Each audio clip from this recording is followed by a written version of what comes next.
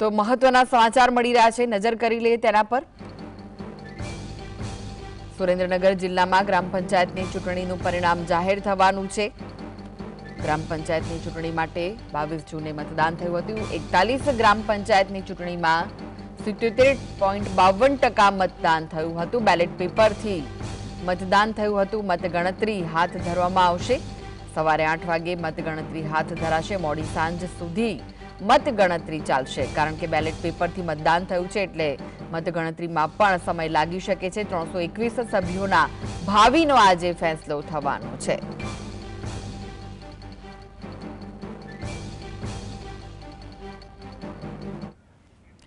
તો આ વિશે વધુ માહિતી માટે જોડાઈ ગયા છે સુરેન્દ્રનગરથી સંવાદદાતા ફઝલ। ફઝલ, ગ્રામ પંચાયતોની ચૂંટણી માટે આજે મતગણતરી હાથ ધરાવવાની છે, શું વિગતો મળી રહી છે? કેવો માહોલ છે, કેવી તૈયારીઓ છે? ખાસ કરીને સુરેન્દ્રનગર જિલ્લામાં 22 જૂનના રોજ જે મતદાન યોજવામાં આવ્યું હતું, જેમાં 41 જેટલી ગ્રામ પંચાયતો માટે 321 જેટલા સભ્યો અને 40 જેટલા સરપંચોના ભાવિ નક્કી માટે મતદાન યોજવામાં આવ્યું હતું। ગ્રામીણ વિસ્તારના લોકોએ મન મૂકી અને મતદાન કર્યું હતું। સુરેન્દ્રનગર જિલ્લામાં 77.51% જેટલું મતદાન થયા બાદ આજે મતગણતરી યોજાવાની છે। સુરેન્દ્રનગર જિલ્લાના અલગ અલગ 7 કેન્દ્ર ફાળવવામાં આવ્યા છે, જેમાં ખાસ કરી વઢવાણ આઈટીઆઈ હોય, થાન જે સરકારી શાળા છે ત્યાં ફાળવવામાં આવ્યું છે, અને અલગ અલગ જે મામલતદાર કચેરીઓ છે ત્યાં મતગણતરી યોજાવાની છે। જોકે જે મતદાન થયું હતું તે બેલેટ પેપરથી યોજવામાં આવ્યું હતું, એટલે ગણતરીના સમયમાં સૌથી વધુ વાર લાગે તે પ્રકારની શક્યતાઓ વ્યક્ત કરવામાં આવી રહી છે। મોડી સાંજ સુધી આ મતગણતરી ચાલવાની છે।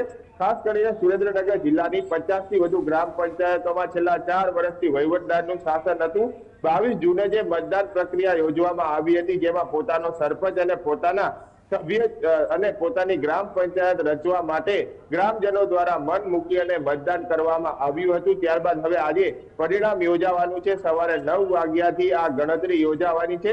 ગણતરીની જ્યારે વાત કરવામાં આવે તો સુરેન્દ્રનગર જે ચૂંટણી વિભાગ છે, ગ્રામ પંચાયત ચૂંટણી વિભાગ દ્વારા 1000 થી વધુ કર્મચારીઓને કામે લગાવવામાં આવ્યા છે। અલગ અલગ જે 1238 જેટલા ટેબલો ગોઠવી અને આ ગણતરી ચાલવાની છે। ત્યારે હાલના તબક્કામાં જે સુરેન્દ્રનગર જિલ્લામાં જે સ્થળો પર મતગણતરી ચાલી રહી છે, ત્યાં ચુસ્ત પોલીસ બંદોબસ્ત પણ ગોઠવવાની તૈયારી છે તે દેખાડવામાં આવી છે।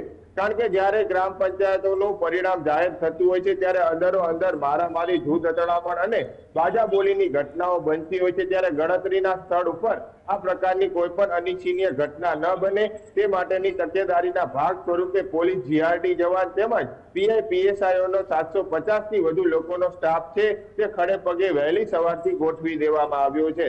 ત્યારે સુરેન્દ્રનગર જિલ્લામાં પ્રથમ વખત 27% ઓબીસી અનામત બાદ આ ગ્રામ પંચાયતોની ચૂંટણી યોજાઈ રહી છે, એટલે તમામ ગ્રામ પંચાયતોમાં 27% જેટલા લઘુમતી સમાજના જે સભ્યો અને સરપંચ છે તે બેસશે તે નક્કી છે। પરંતુ ગણતરી બાદ હાલમાં જે 40 જેટલા સરપંચો અને 326 જેટલા સભ્યોનું ભાવિ સાંજ સુધીમાં નક્કી થઈ જવાનું છે।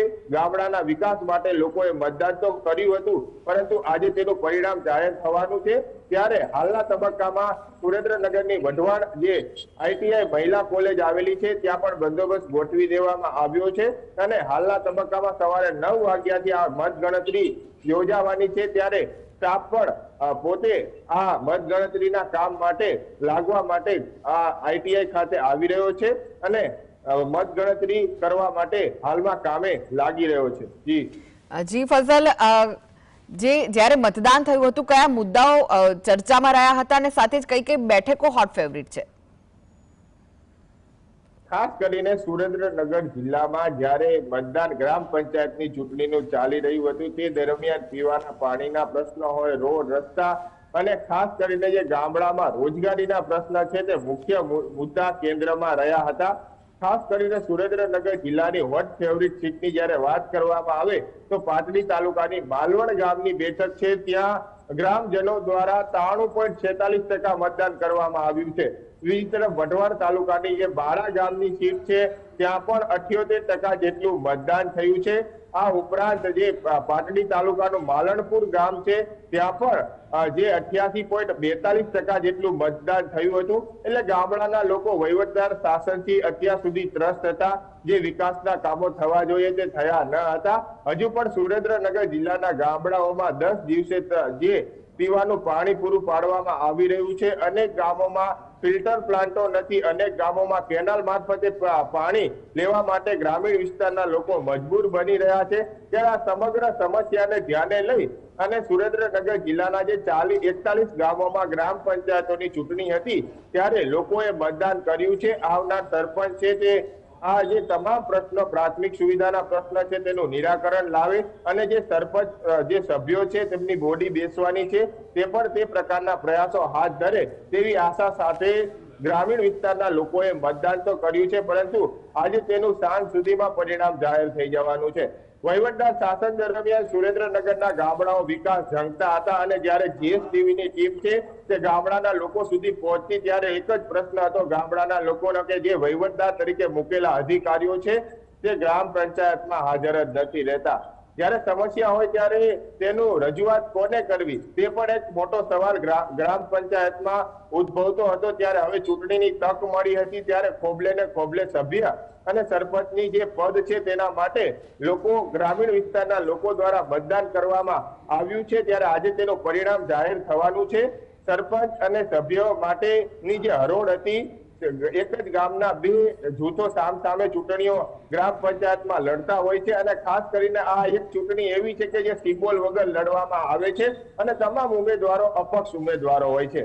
એટલે ગામડાના લોકોએ તો મતદાન કર્યું છે। આજે સાંજ સુધીમાં તેનું પરિણામ પણ જાહેર થઈ જવાનું છે। ત્યારે રોડ, રસ્તા, પાણી અને પ્રાથમિક સુવિધાના પ્રશ્ન છે ગ્રામીણ વિસ્તારમાં સૌથી વધુ છે ત્યારે તે આગામી દિવસોમાં તેનું નિરાકરણ આવે તે જરૂરી છે, કારણ કે ગામડાની પબ્લિક છે તે પ્રશ્નના નિરાકરણ માટે મતદાન માટે ઉમટી પડી હોય તે પ્રકારના દ્રશ્યો 22 વિસ્તારો સર્જાઈ જવા પામ્યા હતા। હવે પરિણામની જોવાતી રાહ છે અને નવી બોડી કેવા વિકાસના કામો ગામડા સુધી કરી રહી છે તેની પણ જોવાતી રાહ છે। જી આભાર ફઝલ સમગ્ર માહિતી આપવા માટે। તો ગ્રામ પંચાયતોની ચૂંટણી માટે મતગણતરી શરૂ થવાની છે અને બેલેટ પેપરથી મતદાન થયું છે, તેના કારણે મોડી સાંજ સુધી મતગણતરી ચાલી શકે છે।